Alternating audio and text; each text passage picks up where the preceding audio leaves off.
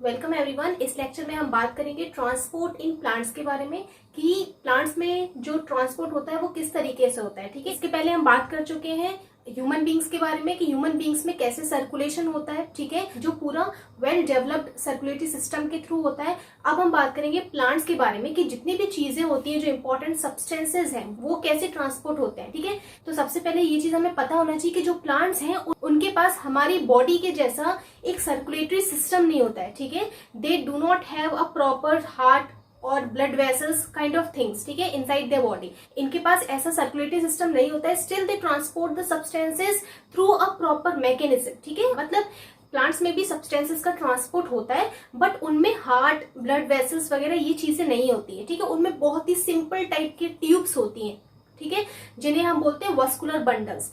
मतलब ऐसी बहुत सारी ट्यूब्स अरेंज्ड होती हैं जो एक फॉर्म करती हैं बंडल को, और वही बंडल हमारा होता है वस्कुलर बंडल जिसे हम बोलते हैं। और ये मेनली ट्रांसपोर्ट करती हैं इंपॉर्टेंट सब्सटेंसेस को, जैसे कि जो भी वाटर और मिनरल्स का ट्रांसपोर्ट करना रूट से अपर पार्ट्स तक। ठीक है, या फिर जो भी फूड इनमें बन रहा है। ठीक है, जो भी फूड सिंथेसाइज होता है bye the process of photosynthesis, ये जो फूड है वो ट्रांसपोर्ट किया जाता है थ्रू सम टिश्यूज। अब हम स्टार्ट करते हैं transport in plants. So first of all important needs of plants की प्लांट्स की इंपॉर्टेंट नीड्स क्या होते हैं, क्या क्या उनकी जरूरतें हैं। ठीक है, तो सबसे पहला हमें पता होना चाहिए वाटर एंड मिनरल्स, पानी और पानी में जो घुली हुई जो मिनरल्स होते हैं। ठीक है, जो इंपॉर्टेंट मिनरल्स होते हैं, जो इंपॉर्टेंट होते हैं प्लांट की ग्रोथ एंड डेवलपमेंट के लिए। ठीक है, जो कि न्यू जो प्लांट्स होते हैं उनकी ग्रोथ के लिए बहुत इंपॉर्टेंट होते हैं। जितने भी हमारे मिनरल्स होते हैं जो कहाँ प्रेजेंट होते हैं, वो वाटर में डिजोल्व रहते हैं। ठीक है, तो हमारे प्लांट को वाटर चाहिए। वाटर कहाँ से लेगा? मिट्टी से लेगा, सॉइल से लेगा। ठीक है, कहाँ लेके जाएगा? ये ऊपर के पार्ट्स में लेके जाएगा। ठीक है, तो सबसे पहले वाटर एंड मिनरल्स की नीड है प्लांट को, which is very important. Second, food. अब जो प्लांट्स हैं, जैसे हमारी बॉडी को फूड की जरूरत है, ऐसे जो प्लांट्स होते हैं इन्हें भी फूड की जरूरत होती है, क्योंकि फूड से ही एनर्जी ऑब्टेन करते हैं। ठीक है, हमारी बॉडी के कंपेयर में प्लांट्स को उतनी ज्यादा एनर्जी नहीं चाहिए, क्योंकि वो स्टेटिक है। हमारी बॉडी में तो बहुत ज्यादा एक्टिविटीज हो रही है। ठीक है, फंक्शंस बहुत ज्यादा हम परफॉर्म कर रहे हैं, उसके लिए हमें बहुत ज्यादा एनर्जी की डिमांड होती है। बट प्लांट जो है वो स्टेटिक है, एक ही जगह पे रुके हुए रहते हैं, और उनकी बॉडी में बहुत ज्यादा ऐसे प्रोसेसेस नहीं होते जिसमें एनर्जी की डिमांड ज्यादा हो, but still they need energy. फिर भी उन्हें एनर्जी चाहिए थोड़ी बहुत। ठीक है, वो एनर्जी वो लेते हैं फूड से, और वो फूड वो खुद ही प्रिपेयर करते हैं by the process of photosynthesis. Clear? So food की डिमांड है, जो भी फूड है वो ट्रांसपोर्ट होगा from the green parts to the non green parts. अब मैं क्यों बोल रही हूँ यहाँ पे ग्रीन पार्ट्स? तो स्टूडेंट आपको ये चीज पता होनी चाहिए कि जो ग्रीन पार्ट्स है यही वो जगह है जहाँ पे फोटोसिंथेसिस होता है, और यहाँ पे फूड का सिंथेसिस होता है। ठीक है, क्या बनता है? फूड बनता है। ठीक है, bye the process of photosynthesis. क्यों फूड बनता है? क्योंकि उनके पास कुछ स्पेशलाइज्ड सेल्स होती है जिसे हम क्लोरोप्लास्ट सेल्स बोलते हैं, जिसके अंदर एक इंपॉर्टेंट पिगमेंट है, that is the chlorophyll pigment, जो कि क्या करता है? फोटोसिंथेसिस में हेल्प करता है और खाना बनाने में मदद करता है। ठीक है, तो इसलिए यहाँ पे मैंने लीव्स लिखा है, आप स्टेम्स भी लिख सकते हैं, क्योंकि स्टेम्स भी अगर आप देखेंगे तो कुछ जो न्यू स्टेम्स रहती हैं वो भी ग्रीन रहती हैं, क्योंकि उनमें भी क्लोरोफिल का कंटेंट रहता है।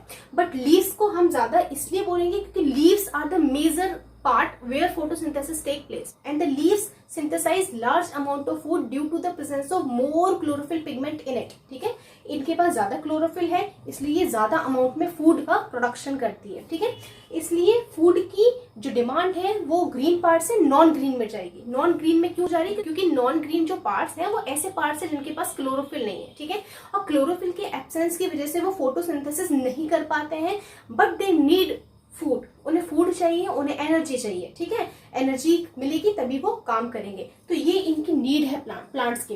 अब क्वेश्चन ये अराइज होता है यहाँ पे कि जो भी ये फूड है, ठीक है, मिट्टी से अपर पार्ट्स, आपने देखा होगा बड़े बड़े बहुत लॉन्ग ट्रीज रहते हैं, तो उतनी लंबी लेंथ तक ये ट्रांसपोर्टेशन कैसे पॉसिबल होता है?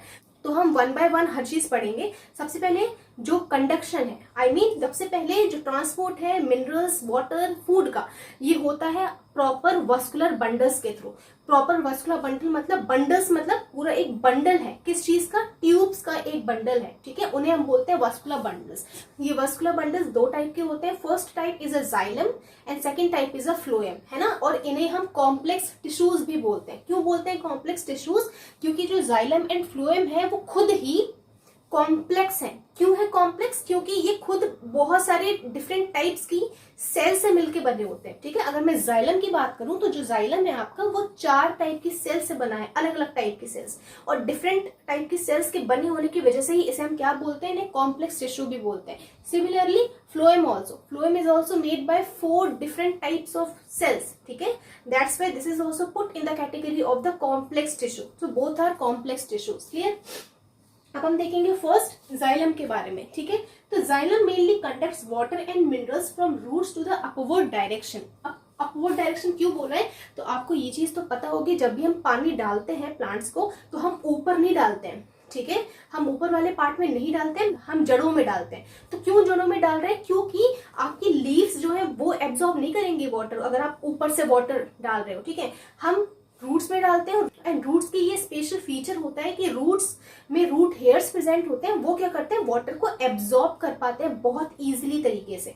ठीक है, इसलिए हम हमेशा पानी रूट्स में डालते हैं, ना कि पत्तों पे डालते हैं। क्लियर?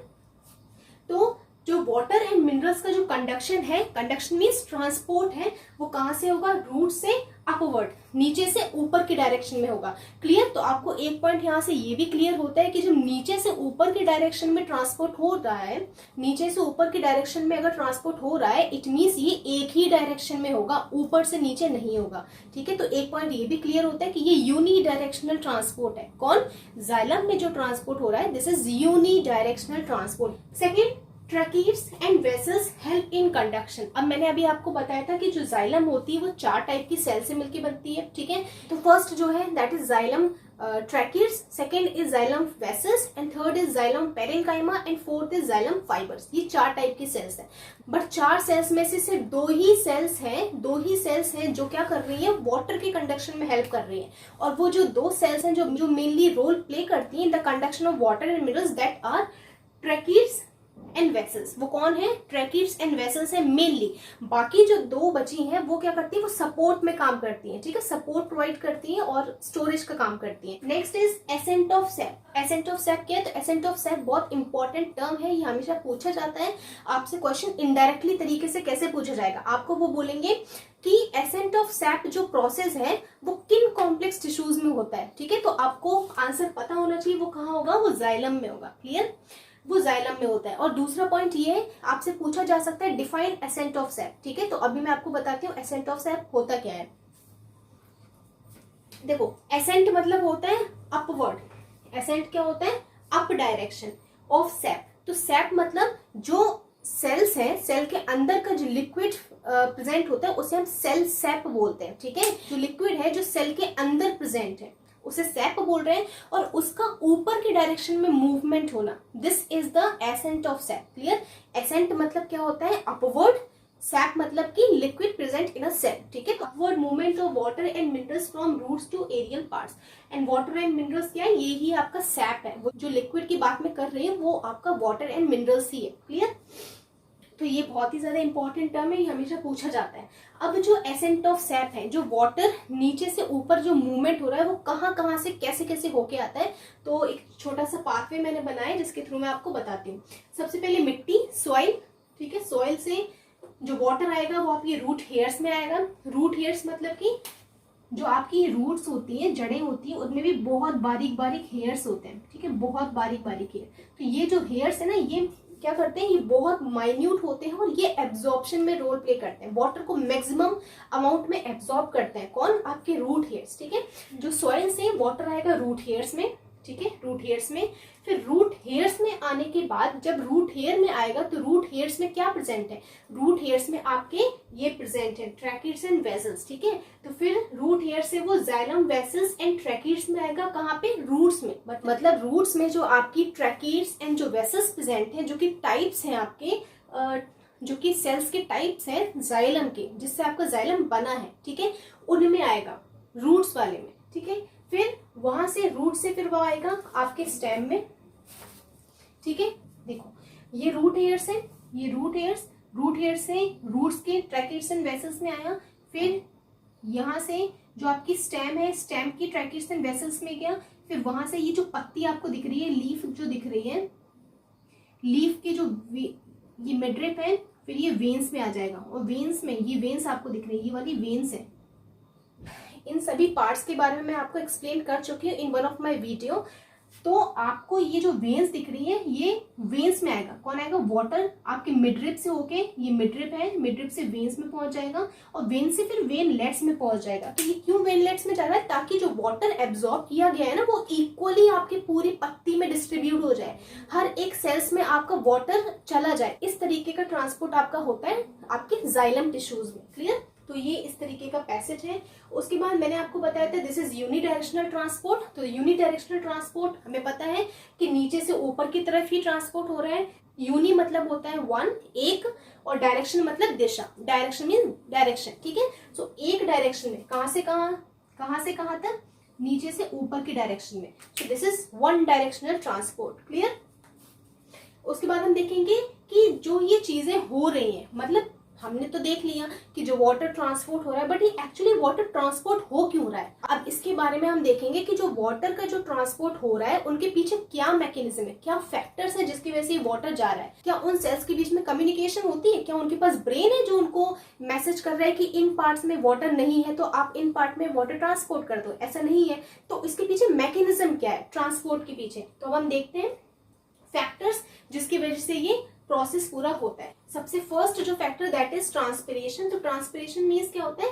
देखो, transpiration and evaporation both are different. आप इसमें कंफ्यूज मत होइएगा। इवापोरेशन मतलब कि लिक्विड का वाटर वेपर्स में कन्वर्ट होना, दैट इज इवापोरेशन, ठीक है। बट ये जो प्रोसेस है ये ट्रीज और जो प्लांट्स हैं उनके एरियल पार्ट से हो रहा है। एरियल मतलब जो हवा में जो पार्ट्स हैं, जो ब्रांचेस हैं, जो पत्तियां हैं, जो हवा में प्रेजेंट है, एरियल पार्ट्स उन्हें बोलते हैं, ठीक है। तो एरियल पार्ट से जब वाटर का लॉस होता है, मतलब पत्तियों में जो वाटर प्रेजेंट है, तो वो वाटर वेपर्स की फॉर्म में उड़ जाता है, वाष्प की फॉर्म में उड़ जाता है। This is the transpiration. Evaporation simply means क्या होता है? The conversion of liquid into the water vapour. But here what is transpiration? Transpiration means loss of water from the aerial parts of the trees और plants. This is transpiration. अब आपको ये चीज याद रखनी है कि जो ट्रांसपिरेशन है ये मेजर फैक्टर है जो दिन के समय होता है। मतलब दिन के समय में क्या होता है? दिन के समय हीट बहुत ज्यादा होती है, जिसकी वजह से ये ट्रांसपिरेशन का जो रेट होता है वो बहुत मैक्सिमम होता है, बहुत ज्यादा रेट होता है। क्यों? क्योंकि हीट बहुत ज्यादा है, ठीक है। तो आप समझिए यहाँ पे मैंने एक स्टेम के अंदर की सेल्स ड्रॉ की है। क्या किया है? स्टेम के अंदर की सेल्स ड्रॉ की। ये वन सेल है, दिस इज अनदर। ये अलग अलग सेल्स मैंने यहाँ पे बनाई है। तो ये पत्ती के अंदर का स्ट्रक्चर है और ये पत्ती के बाहर का, मतलब जो आउटर एनवायरमेंट है वहां का है। तो यहाँ पे टेम्परेचर ज्यादा होने की वजह से वाटर कैसा है? वाटर लो है, आई मीन लो अमाउंट है वाटर का बाहर, प्लांट के बाहर में, ठीक है। तो क्या होता है कि पत्ती के अंदर की जो सेल्स है जहां पे वाटर ऑलरेडी ज्यादा अमाउंट में पहले प्रेजेंट था, अभी आपको इसको नहीं देखना है, पहले की बात कर रही हूँ कि पहले जो पत्ती के अंदर की जो सेल है वहां पे वाटर ज्यादा है, ठीक है, और बाहर क्या है? कम है। तो यहाँ पे क्या होगा? डिफरेंस होने की वजह से, वाटर के कंसेंट्रेशन में डिफरेंस होने की वजह से जो वाटर है यहाँ से उड़ के चला जाएगा बाहर की तरफ, ठीक है। यहाँ से चला गया बाहर की तरफ। अब जब बाहर की तरफ चला जाएगा तो अब क्या होगा कि इसमें पहले वाटर ज्यादा था, अब वाटर हो गया है कम, ठीक है। अब क्या हो गया? मान लो इतने मॉलिक्यूल्स बचे हैं। कितने हैं? ये 5-6 मॉलिक्यूल्स आपको दिख रहे हैं वाटर के। तो अब आप देखोगे कि लीस्ट वाटर मॉलिक्यूल्स, बहुत ही सबसे कम वाटर मॉलिक्यूल्स आपके इस सेल में। क्लियर? अब क्या होता है? इसके जो नेक्स्ट प्लेस्ड सेल है, सेकंड सेल जो बात कर रही हूँ, दिस सेकंड सेल, इसमें क्या होगा? इसमें वाटर बहुत ज्यादा है इसके कंपेयर में। तो क्या होगा? इन दो सेल के बीच में डिफरेंस होगा। किस चीज का डिफरेंस? अंतर हो गया है। किस चीज का अंतर? वाटर का अंतर, ठीक है। वाटर का डिफरेंस क्रिएट हो गया है। अब यहाँ पे क्या होगा कि वाटर यहाँ से यहाँ चला जाएगा, ठीक है। मतलब वाटर ज्यादा से कम की तरफ गया, तो ज्यादा से कम की तरफ जाएगा तो क्या होगा कि अब पहले वाटर ज्यादा था, यहाँ पे कम था। अब वाटर जब यहाँ पे मूव करेगा तो वाटर यहाँ पे हो जाएगा कम, ठीक है। यहाँ पे अब वाटर हो गए कम और यहाँ पे वाटर हो गए बहुत सारे, ठीक है। अब बहुत सारे वाटर हो गए, अब फिर से बाहर वाटर का अमाउंट कम है, क्योंकि बाहर का जो एटमॉस्फेयर है वो तो बहुत ज्यादा है ना, उसके कंपेयर में इनके अंदर का जो वाटर है वो भी ज्यादा है, ठीक है। तो क्या होगा कि फिर से वाटर जो है फिर से बाहर निकल के चला जाएगा। अब इसमें क्या हो रहा है? यहाँ से वाटर इधर मूव किया, यहाँ पे ज्यादा हुआ तो बाहर का कम था, तो ज्यादा से बाहर ज्यादा से कम की तरफ मूव करेगा तो वाटर फिर से यहाँ वहां चला जाएगा। तो ऐसे करते करते आपकी ज्यादा से कम की तरफ होगा, फिर ज्यादा से कम की तरफ होगा, ज्यादा से कम की तरफ और ज्यादा से कम की तरफ। तो इससे क्या होता है, एक सक्शन पुल क्रिएट होता है। क्या क्रिएट होता है, सक्शन। ठीक है, तो ट्रांसपिरेशन से क्या होता है, एक फोर्स डेवलप होता है और वो फोर्स आपका है सक्शन पुल। पुल मतलब खींचना, खींचना मतलब जब सक करते हैं ना किसी चीज को, खींचते हैं ऊपर, तो दैट इज सक्शन पुल। तो इसकी वजह से क्या हो रहा है, अब वाटर मॉलिक्यूल्स क्या होते हैं, जो जैसे ये एक पानी का मॉलिक्यूल है, ये दूसरा मॉलिक्यूल है, ठीक है, ये आप देख रहे हैं ये अलग अलग वाटर के मॉलिक्यूल्स है, एक दूसरे से अटैच है। जब एक मॉलिक्यूल ऊपर जाता है ना तो उसके साथ दूसरा मॉलिक्यूल अटैच होता है तो वो भी ऊपर चला जाता है। तो आप देखो कि यहाँ पे जो वाटर मॉलिक्यूल था, ठीक है, सपोज ये वाला मॉलिक्यूल उड़ के चला गया बाहर, ये चला गया बाहर, तो इससे अटैच दूसरा जो मॉलिक्यूल आपको दिख रहा है वो भी धीरे धीरे बाहर चला जाएगा, है ना, वो भी धीरे धीरे बाहर चला जाएगा। क्योंकि जो वाटर मॉलिक्यूल्स होते हैं उनके बीच में भी एक फोर्स एग्जिस्ट करता है, ठीक है, एक फोर्स एग्जिस्ट करता है जिसे हम कोहेसिव फोर्स बोलते हैं, जो आपके सिलेबस में नहीं है, इतना हम डिटेल में नहीं जाएंगे, सिर्फ मैं आपको ये चीज समझाने के लिए बता रही हूँ कि इनके बीच में भी, मॉलिक्यूल्स के बीच में, वाटर मॉलिक्यूल्स के बीच में भी एक फोर्स एग्जिस्ट करता है जो उनको चिपकने में हेल्प करता है। ठीक है, तो एक मॉलिक्यूल बाहर गया तो उसके पीछे ऐसी चेन बनी रहती है ना, जैसे ट्रेन रहती है ना, ट्रेन की एक कंपार्टमेंट है, उससे अटैच दूसरी कंपार्टमेंट है, तो एक आगे जा रही है तो दूसरी ऑटोमेटिकली उसके साथ साथ आगे जाएगी, फॉरवर्ड मूवमेंट करेगी। ठीक है, तो इसमें भी यही होता है कि डिफरेंस की वजह से, वाटर के डिफरेंस की वजह से क्या होता है, वाटर मॉलिक्यूल धीरे धीरे अपवर्ड मूवमेंट करते हैं और इसकी वजह से पुल फोर्स क्रिएट होता है, सक्शन पुल डेवलप होता है, इसकी वजह से जो धीरे धीरे वाटर है वो ऊपर की तरफ मूवमेंट करता है और ऐसे करते करते रूट्स से लेके आपके ऊपर तक वाटर का प्रॉपर मूवमेंट हो पाता है। ठीक है, अब ये प्रोसेस इसलिए बहुत इंपॉर्टेंट है क्योंकि दिन के समय में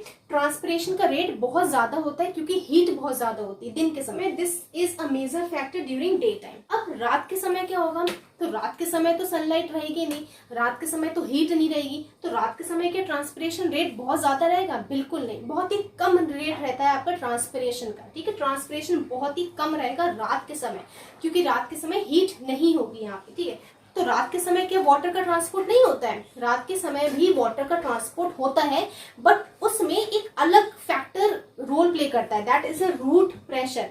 क्या होता है, रात के समय जो फैक्टर है जो आपके वाटर के कंडक्शन में हेल्प करता है, that is the root pressure. Clear? तो मैं आपको बताती हूँ कि रूट प्रेशर क्या होता है। अब हम देखते हैं second factor, that is a root pressure. यहाँ पे मैंने रूट ड्रॉ किया है और यहाँ पे आप देख रहे हैं जो ब्लू कलर है वो वाटर मॉलिक्यूल्स को शो कर रहा है और जो रेड कलर के डॉट्स है यहाँ पे मिनरल्स को शो कर रहा है। और मिनरल्स हमें पता है ये सॉल्यूट्स होते हैं, ठीक है, और जो वाटर है वो आपका क्या है, वो आपका सॉल्वेंट है।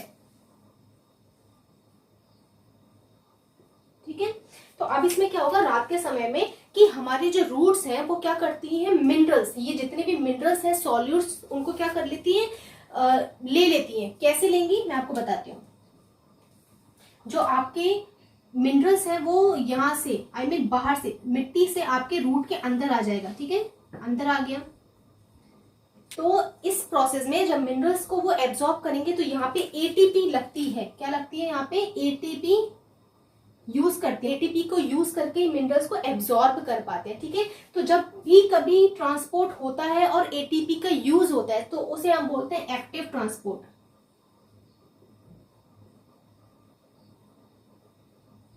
ठीक है, उसे हम क्या बोलते हैं, एक्टिव ट्रांसपोर्ट होता है, मतलब कि उसे हम क्या बोलते हैं, एक्टिव ट्रांसपोर्ट बोलते हैं। तो रूट्स ने मिनरल्स को एब्जॉर्ब किया, मिनरल्स हमारे सॉल्यूट्स हैं, ठीक है, तो मिनरल्स को एब्जॉर्ब किया with the help of ATP. ATP को यूज करके, एटीपी क्या है, एनर्जी है, एनर्जी को यूज करके, और इसे हम बोलेंगे एक्टिव ट्रांसपोर्ट। ठीक है, ये अपने आप नहीं हो रहा है, ये एनर्जी को यूज करने के बाद होता है। ठीक है, तो अब क्या होगा, मैं अब बाहर से जितने भी रेड डॉट्स मैंने बनाए हैं उन्हें मैं हटा दे रही हूँ। क्यों हटा दे रही हूँ? क्योंकि अभी हमारे डॉट्स कहाँ चले गए, सॉल्यूट्स कहाँ चले गए, रूट्स में चले गए।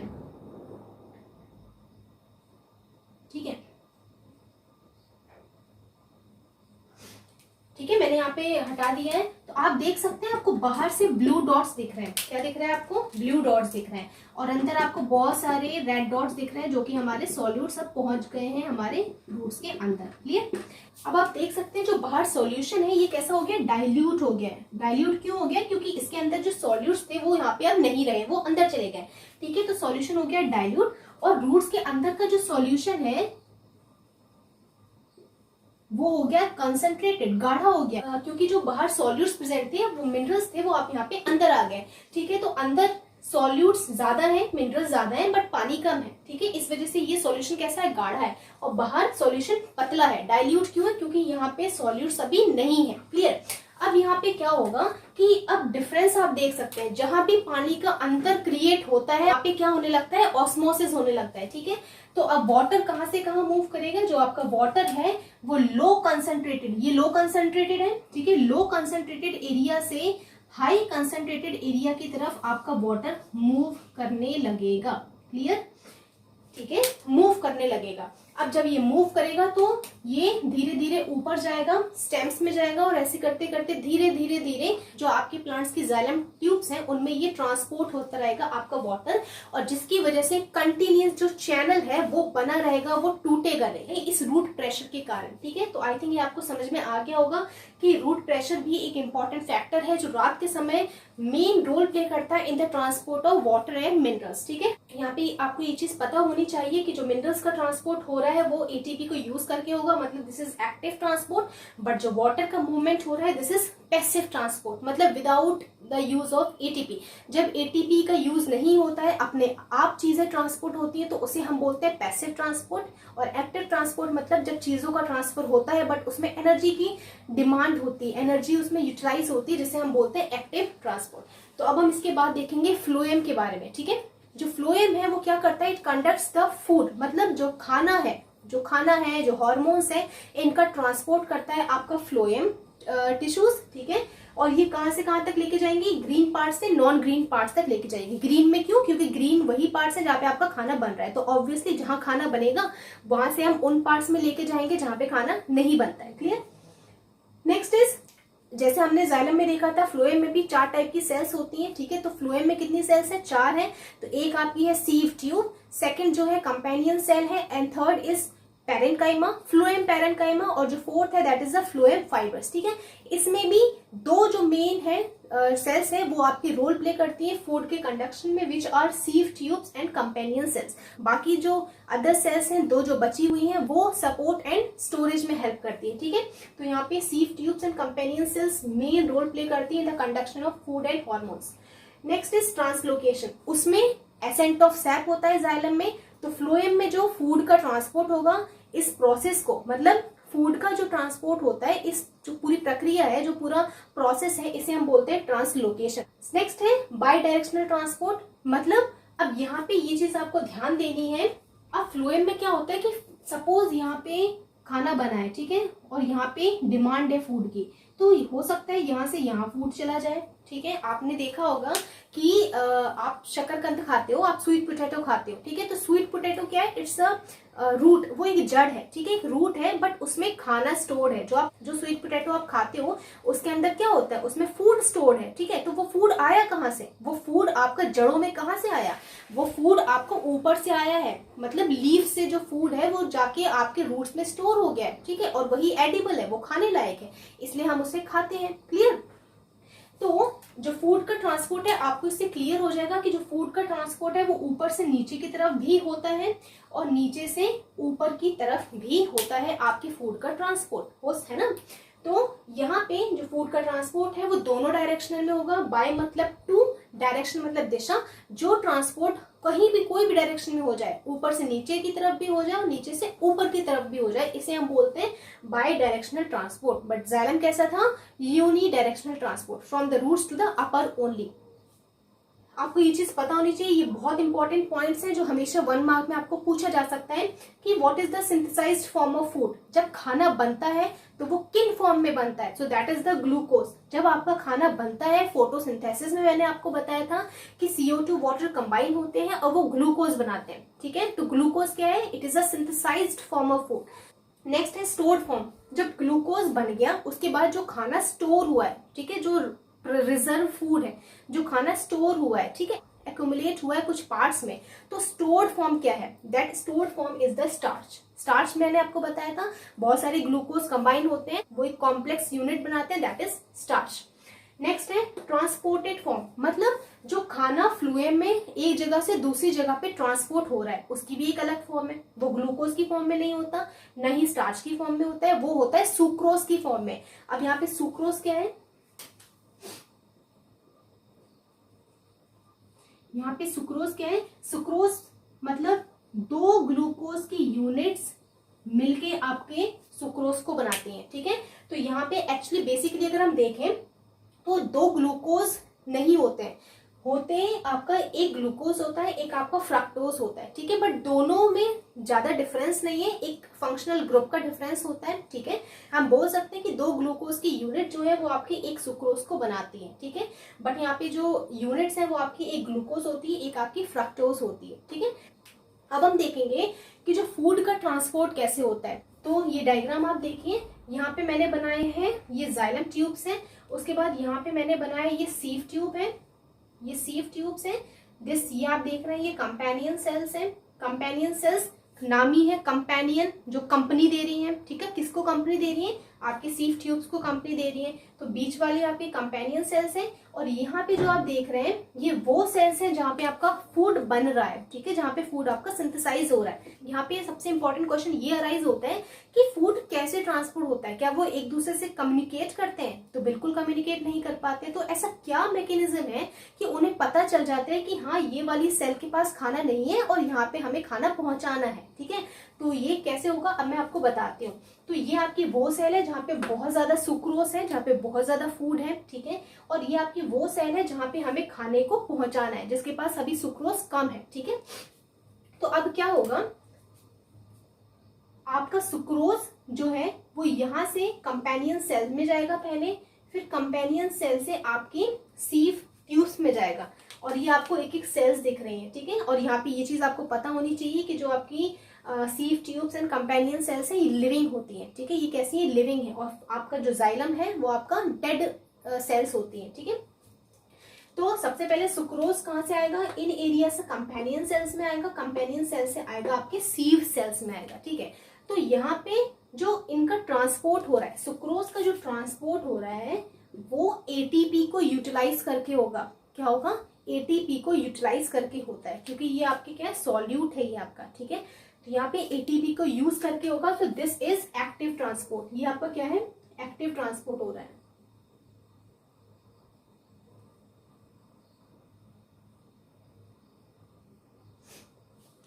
ठीक है। तो मतलब सुक्रोज का यहाँ से सीव सेल्स में आना, ये एटीपी को यूटिलाइज करके होगा, और ये एक्टिव ट्रांसपोर्ट आपका है। क्लियर? अब क्या होता है, इसके जस्ट साइड में आपकी जाइलम रहती है। कौन रहती है? आपकी जाइलम रहती है, जिसमें वाटर कंटिन्यूअसली फ्लो हो रहा है, ठीक है। और इनमें छोटे छोटे पिट्स होते हैं, गड्ढे होते हैं, छोटे छोटे होल्स होते हैं, जिसके थ्रू साइड वे कंडक्शन भी होता है, मतलब साइड साइड में भी वाटर चला जाता है। अब इसमें क्या होगा कि जो वाटर है वो यहां से यहां की तरफ जाएगा, ठीक है। वाटर कहां से जा रहा है? वाटर यहां से यहां की तरफ जा रहा है bye the process simple osmosis, क्योंकि यहाँ पे पानी ज्यादा है, यहाँ पे पानी नहीं है। यहाँ पे वाटर का डिफरेंस हुआ, और वाटर हमेशा जब भी डिफरेंस क्रिएट होगा तो यहाँ पे बैलेंस बनाने के लिए वाटर का ट्रांसपोर्ट होना स्टार्ट हो जाएगा बाय द ऑस्मोसिस, ठीक है। ऑस्मोसिस से क्या हुआ? वाटर यहाँ से यहाँ चला गया। तो अब मैं यहाँ पे डॉट्स बना दे रही हूँ ताकि आपको समझ में आ जाए कि यहाँ पे वाटर आ गया है, ठीक है। अब जैसे ही वाटर इस सेल में आया तो क्या होगा, यहाँ पे जो आपकी सेल के अंदर का जो प्रेशर है, अब यहाँ पे क्या होगा, जो आपके सेल के अंदर का जो प्रेशर है वो बढ़ जाएगा, जिसकी वजह से आपकी जो सेल है वो फूल जाएगी, ठीक है। आपको दिख रहा है, ये मैं आपको बताना चाह रही हूँ कि आपकी जो सेल है ना वो थोड़ी सी फूल गई। क्यों फूल गई? क्योंकि उसके अंदर पानी भर गया, बहुत सारा पानी भरा, और उसमें सुक्रोज भी अवेलेबल है, ठीक है। तो क्या यहाँ पे बढ़ा? यहाँ पे प्रेशर बढ़ गया है, ऑस्मोटिक प्रेशर बढ़ गया है।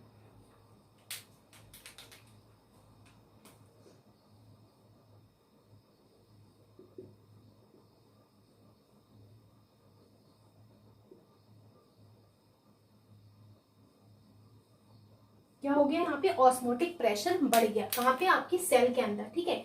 अब आप देखेंगे तो बाकी सेल्स में अभी प्रेशर बहुत कम है। क्यों कम है? क्योंकि यहाँ पे सॉल्यूट्स भी नहीं है, यहाँ पे वाटर भी हो सकता है थोड़ा बहुत हो, पर बहुत कम है, ठीक है। तो क्या होगा, अब आपका जो वाटर है वो तुरंत, तो अब क्या होगा कि जैसे यहाँ पे प्रेशर बढ़ा तो तुरंत यहाँ से जो वाटर और सॉल्यूट्स है वो मूव करेंगे आपके आगे की सेल की तरफ, ठीक है। यहाँ पे मूव किया तो आपको मैं यहाँ ड्रॉ कर दूं वाटर और कुछ आपके सॉल्यूट्स, ठीक है। अब जैसे ही आपका यहाँ से यहाँ ट्रांसपोर्ट हुआ आपके सुक्रोज और वाटर का, अब यहाँ पे आपको ये चीज ध्यान रखनी है कि यहाँ से यहाँ पर जब आपके सॉल्यूट्स का ट्रांसपोर्ट होता है, सॉलिड चीजें जो ट्रांसपोर्ट होती हैं, वहां पे आपकी एनर्जी लगती है, वहां पे आपकी क्या लगेगी, एनर्जी लगती है, एटीपी लगती है, और वहां पे वो उसे हम बोलते हैं एक्टिव ट्रांसपोर्ट, ठीक है। जब भी सॉल्यूट्स का मूवमेंट हो रहा होता है हाई से कम की तरफ, ठीक है, तो पहले आपका एक्टिव ट्रांसपोर्ट हुआ जिससे आपके सॉल्यूट्स यहाँ पे आ गए। उसके बाद साइड में जो जाइलम थी वहां से वाटर यहाँ चला गया, क्योंकि वाटर हमेशा ऑस्मोसिस से मूवमेंट करता है, ठीक है। फिर यहाँ से यहाँ तक आपका ट्रांसपोर्ट हो जाएगा सुक्रोज और वाटर का। फिर अगेन आपका सेम एक्टिव ट्रांसपोर्ट काम करेगा कि यहाँ से यहाँ तक जब सुक्रोज ले जाएंगे तो वो एटीपी को यूज करके सॉल्यूट्स यहाँ से यहाँ लेके जाया जाएगा, ठीक है। उसके बाद जो वाटर यहाँ पे बचेगा तो वाटर यहाँ पे ज्यादा रहेगा, यहाँ पे कम रहेगा, तो वो ऑस्मोसिस से ट्रांसपोर्ट हो जाएगा। तो ये तरीका होता है फूड, हार्मोन्स और वाटर वगैरह का ट्रांसपोर्ट आपके फ्लोएम में, ठीक है। यहाँ पे एक चीज मैं आपको बताना भूल गई हूँ, शॉर्ट डिस्टेंस ट्रांसपोर्ट मतलब कि एक सेल से दूसरी सेल तक का जो ट्रांसपोर्ट है, मतलब पास पास की सेल्स में जो ट्रांसपोर्ट है वो तो सिंपल डिफ्यूजन और वो सिंपल ऑस्मोसिस से हो जाता है, सिंपल डिफ्यूजन या ऑस्मोसिस से हो जाता है। बट जब हम लॉन्ग डिस्टेंस ट्रांसपोर्ट की बात करते हैं तो उसमें सबसे मेजर जो फैक्टर है वो आपका ट्रांसपिरेशन प्ले करता है, ठीक है। तो ये आपको पता होना चाहिए। तो ये पूरा था about the xylem and phloem, about the conduction of water, food, minerals, hormones in the plant. Thank you.